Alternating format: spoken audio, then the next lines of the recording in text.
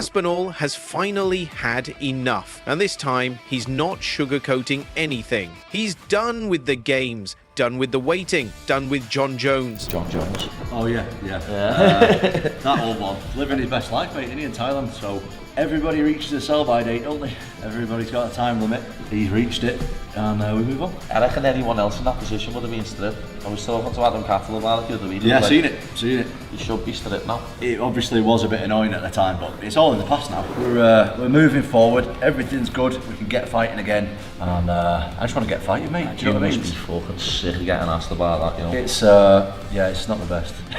You know what? It's better now because I do know what's going on a little bit, and I am going to fight soon, so that's nice. But for like the last kind of 6 months, I've just not known what's going on. Do you know what the worst bit is like, you know this yourself, it's like money, fame, titles, rankings, all that aside, I just love fighting. Yeah, exactly. I just like fighting people. That's what I got into it for. I didn't get into it for anything else. All the other stuff is just like nice to have on top. I want to be the best fighter I can be. I love it. I'm in the gym every day.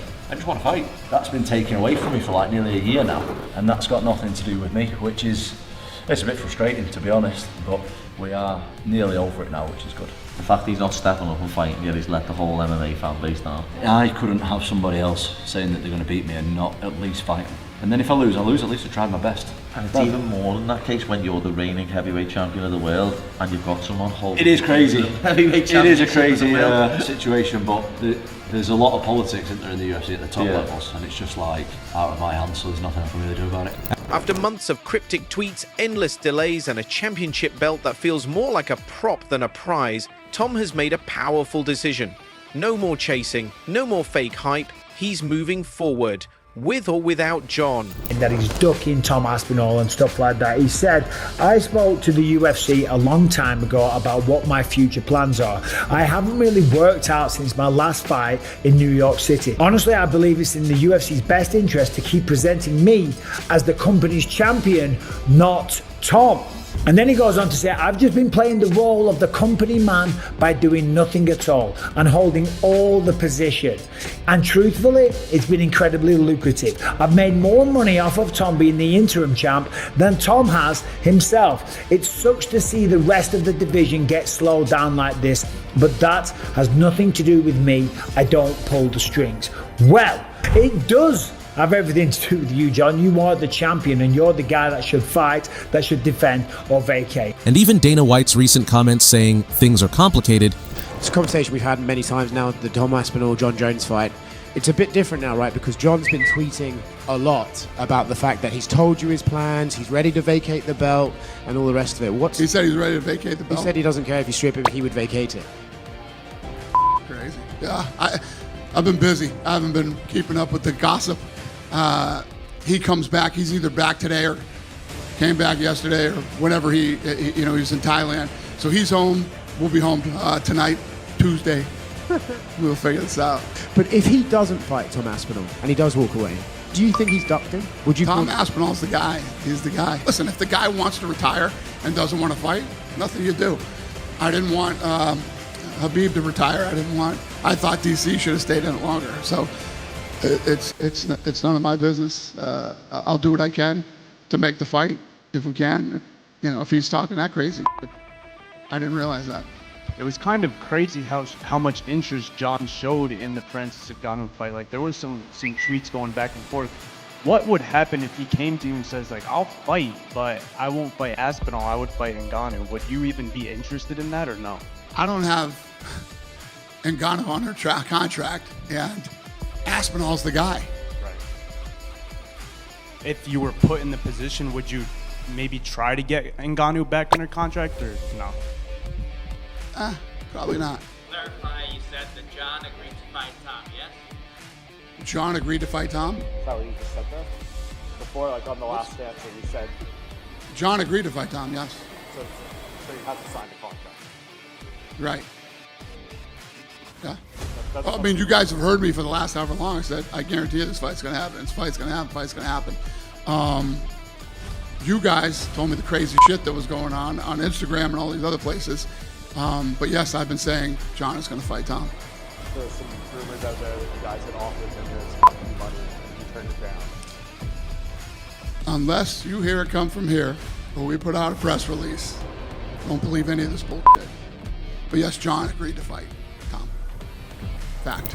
Tom's not yelling, he's not throwing shade. He's calm, clear, focused, and his message is loud. He's not wasting another second being dragged through Jon Jones's PR circus. While Jon plays online, dropping jokes, stirring fans, and mocking the interim title, Tom's in the gym, working, grinding, preparing for whoever's next. What's the last 6 months training been then? Where you've been just in limbo? Have you been training to specifically fight Jones, or just been training? No, I've just been. You know what? That's actually one of the positives that's come out of it is when you've got a fight, you're training for a guy, aren't you? Yeah, you're training for one guy. I've just been training to get better, which is great. Do you know what I mean? I've been like improving and that, and I'm someone who's in the gym constantly anyway. Like I'll train twice a day if I've got a fight or not. Obviously the intensity increases if I do have a fight soon. When I seen you at that UFC London when Molly retired 3 weeks before my fight, lad.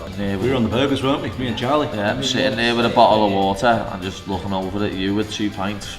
And burgers and them crisscross fries and that, and I'm just like, yeah, it was great. I was taking the bit of chicken out of the bowl. I remember you were eating the meat, I was eating the meat out of it because I was starving. What does you, because I'm like quite interested in nutrition, that like, what is your diet like? In camp? Yeah, like, do you have to be on like a massive deficit? Not massive, but like, I am in a deficit every day. As we go through camp, I'll start at like 2,500 calories. Then halfway through, I'll bring it down to like 2,250, and towards the end, I'm on like 2,000. But I'm burning like 3 to 4,000. Yeah, of course. Yeah. If you're training intense, you're burning shitloads, aren't you? Nah, man, Jon's retired. What are we talking about, guys? Jon, you guys don't follow Jon on social media? I don't follow him on social media. He said that. No, me too, actually. Me too. But the guy is living his best life. He's had a fantastic career. We all know. We know Jon's a religious man, so I want to say God bless him moving forward in what he does with his life and his career. And you know, we move on. We move on. I'm the undisputed heavyweight champion of the world. I'm ready to take on all comers, get this division moving again. Us guys have been waiting around too long. You know, the contenders are getting sick of it. Everybody's getting sick of it. Even the fans are getting sick of this stuff. So Jon's retired and it's time that we move on. And the fans? They're standing with Tom because it's getting old. Jon teasing a Francis Ngannou fight, Jon tweeting about dropping titles, Jon making fun of the interim belt, but what has he really done? Nothing. No title defense, no date, just silence and drama. The UFC is about one guy being the champion of each division. I defended the interim once already. It's almost unheard of that. It's unprecedented. I thought it was silly the first time, to be honest. The reason that I did it, the first time I fought Curtis Blades, it went down as a loss. I got injured. The worst moment of my career, one of the worst moments of my life. I wanted to redeem myself and get the legit victory against Curtis Blades because it was unfinished business. Like, that was hurting my ego, and I wanted to prove that I was better than Blades, which I did in the rematch, and I defended the interim. Something else, that particular fight was in Manchester, in my hometown. I wanted to fight in my hometown. I don't know if I'm ever going to be able to do that again in front of a sold-out, brand-new Co-op Live arena in Manchester, England. I don't know if I'm ever going to have the opportunity to do that again. So for them 2 reasons, that's why I defended the interim. I'm not doing it again. Like, I've cleared out the rest of the division, undisputed, and that's it. I deserve a shot at being known as the best heavyweight walking around on planet Earth. It doesn't matter on the opponent, undisputed. But Tom's done biting. No more reacting.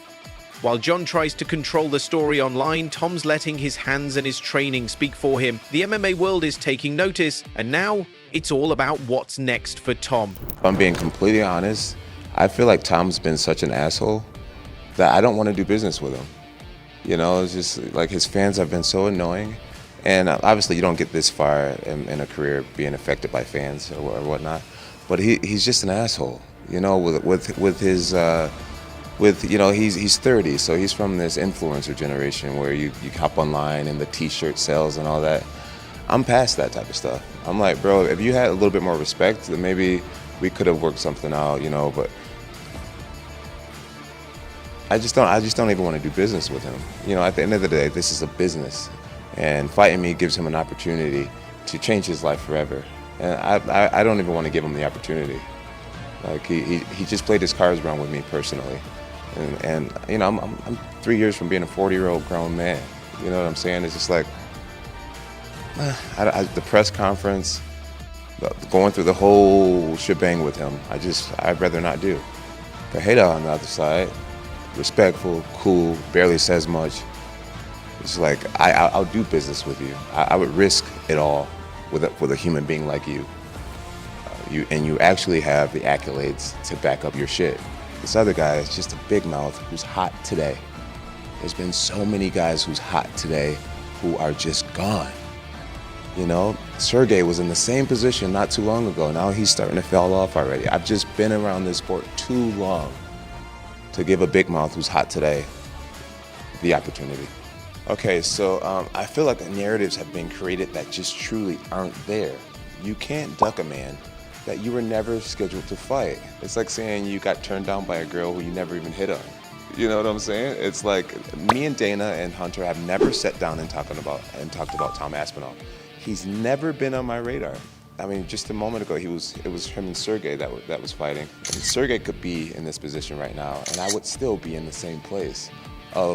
I've beat people my whole career, and once I beat them, like the show just goes on. Like I get that Tom is an exciting fighter. I get that finally, after 16 years, we found somebody who's 7 years younger than me and 30 pounds bigger than me. Like, we finally found someone who may give me a great challenge. And everyone wants to see it so bad, but for me, it's like, what's in it for me? He changes nothing if I beat him. There's talk about Cyril Gane again. Tom says he's not dying to defend the interim belt just for show, but if it pushes the heavyweight division forward, he's open. He wants real fights, real progress. And Cyril? He's talented, sure, but he's been picky with opponents. Tom's not about that. Jones's demands of money for the Tom Aspinall fight were met by the UFC. They gave him what he was looking for, and he still said no. So, he just doesn't want to fight Tom. They literally, according to Ariel, who hates the UFC, and would not make this up to make them look better, according to Ariel, they actually gave Jon Jones FU money that he was looking for, and he still turned down Tom Aspinall. So it's not about money, it's not about anything, he just wants nothing to do with Tom. Very interesting from Jon Jones. Now, everyone is unanimously in agreement about this, so we see a few comments here. But the problem is there's still a lot of people, and a lot of people that are always going to be talking about Jones and not accepting what should happen here. Logic should dictate that Tom Aspinall should fight Jon Jones. And you see by these comments, that's cool and all, but I thought Dana made it clear we wouldn't do business again with Francis. He won't. Dana is not going to accept this. Ngannou coming back to the UFC. The UFC could consider it, but again, he's got one more fight on his contract at PFL. And that just can't be dealt with in any other way other than him actually fighting out that contract. None of it matters if Jones still has the belt. It's just another guy waiting to fight. I know it'll just be another guy in the logjam in the heavyweight division, but maybe the UFC could use this against Jon to say, listen, we can move on from you. But I don't even know. I don't know. They aren't. They're just going to let him ruin. We are genuinely going years without a heavyweight fight in the UFC. Because Jon Jones is just allowed to do that. We have never seen this before in the history of the sport. This is fucking insane. It's not about you, John. It's not about you. It's not about your life. It's not about your story. If you want to enjoy your life, if you want to be a part of a reality show, if you want to take that money and delay things and hold someone else's dreams back from becoming a reality, that is ducking. That is ducking, because there is a time-honored tradition in this business, in the sport, in combat sports, in fight sports, in sports period, that the whole thing has to move along. It's not about your story. Your story is great, and you're living your best life, great. Get rid of that belt. If you want to do that, great. No one will begrudge you. Everyone thinks you've done enough. You've earned enough. You've proven enough. Now allow someone else to have that same story. Allow someone else to write that same story. You are holding him back. You are holding back not only Tom Aspinall, but the rest of the division. So yes, you're missing the point. This isn't about you. It's about the belt. How many more times does Tom have to say, he would love to fight him. He would love to be he would love to have the opportunity to be that guy. He would love it. Who wouldn't? But he just wants that belt. He wants whatever that belt signifies, whatever it symbolizes. and what it brings. It brings all the things that Jon Jones is enjoying right now, because if Jon Jones wasn't the most decorated champion, wasn't the greatest light heavyweight champion, wasn't the 2-division champion, he wouldn't be doing things like this. He wouldn't get opportunities like this. He wouldn't get the opportunity to live his best life. And now you are stopping someone else from living their best life. Do you get the difference? It's not about you. And so when the legends fought you, and I'm not even talking about when you were champ or tried to become champ, I'm talking about the dudes that fought you on the way up. Then there's the wild card, Francis Ngannou. Tom shocked everyone when he said he'd fight anyone. And yes, that even includes Francis, even if he's not in the UFC right now. That's how serious Tom is. That's how confident he is. He wants to prove he's the best heavyweight on earth. Cyril Gane is maybe next opponent for you? Well, he can fight Almeida first, because he refused to fight with me. So now, before he jumps back in and waits for a shot, he can fight Almeida, them guys can fight, and the winner can fight me. Cyril tweeted that he thinks you should be careful what you wish for, and he'll see you in Paris. How do you think you match up against Cyril? I better be careful, apparently, yeah. I think I match up pretty well against him. I think I'm equally as fast as him. I move equally as well. The difference is I can grapple. I've got a lot of power, and I think that's pretty undeniable at this stage of my career. I've got a lot of knockouts on my record, mate. I have to touch you once, and I wasn't even throwing heavy tonight. I thought it was going to be a 5-rounder. I didn't mean to knock him out. I was pretty sure that that was going to be a 5-round fight tonight, and just takes one shot, mate, at heavyweight, especially with me throwing him. No matter where the fight happens or who's across the cage, fans are fired up, not because it's guaranteed, but because Tom has the guts to say it out loud. UFC or not, signed or not, Tom will fight anyone. That's a real champion. Belt or no belt, still, the Jon Jones situation. Aspinall's the guy. He's the guy. Dana White says I'm his man. We love that. We love that on the channel. And what about Francis Ngannou? You having him? You want some? The day that I start ducking out of fights and turning opponents down and stuff like that is the day that I'm going to retire. So, as I've always said, and you can ask any promoter I've ever worked with, any guys at the UFC, I'll fight anyone, I'll fight anytime, and I'll fight anywhere.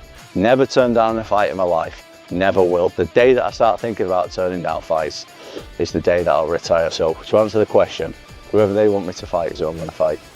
Keeps hanging in the air. Even though Tom's moved on, fans and media haven't. Everyone's asking if Jon won't defend. Should the UFC strip him? Names like Paddy Pimblett, True Geordie, Ariel Helwani, they all say the same thing. Making them all look like idiots, by the way, with them having to support a guy who's literally behaving like a coward as a heavyweight world champion. And it's just so detrimental to the UFC. You look at boxing right now. Boxing's never been stronger, up and down the divisions, but the heavyweight division is flying, and it's because it's being led by a great champion in Alexander Usyk, who is taking on all comers. And by the way, it's not enough to just beat his best contenders once. He beats them twice just to make damn sure that there's not a thing anyone can say about it. That's a real champion. Jon Jones isn't fit to even be spoken about in the same fucking sentence as Alexander Usyk. Not the level of fighter he is, not the level of man he is, right? He doesn't even fucking belong in that fucking category. The way he's carrying himself now as a champion, it is without doubt the most embarrassing way I've ever seen a champion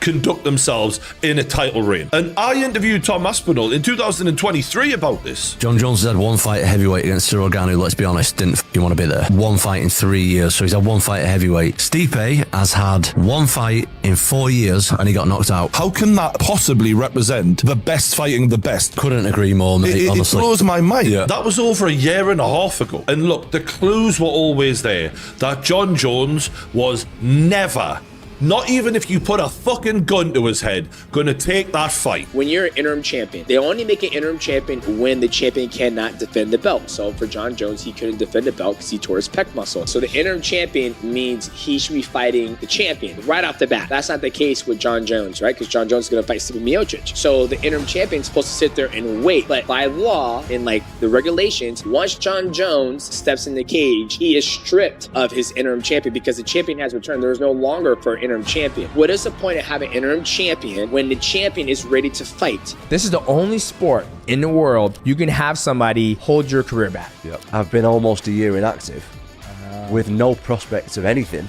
Just be ready, and we'll just let you know. Yeah. And then it's kind of difficult, like mentally, to Oh, yeah. This is the fight against Jon Jones. Like, not the fight is another thing. Yeah. This is the tricky bit where I really have to stay switched on, stay motivated, and I'm trying my best. It's tough. As you said a minute ago, no one really knows what's going on behind the scenes apart from me. Exactly. You're in the office cooking. I train all the time anyway. Just because I've not got a fight doesn't mean I don't train. Like, I honestly can see Jon's point of view.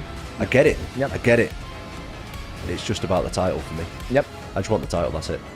There's nothing else really matters. So you're like, let me do my thing, let me fight. I just want to fight. And I think that's the respectful way to go about it. It's like, you don't care if it's Jon, and it's no disrespect to Jon, it's no disrespect to anybody out there. You're just trying to fight.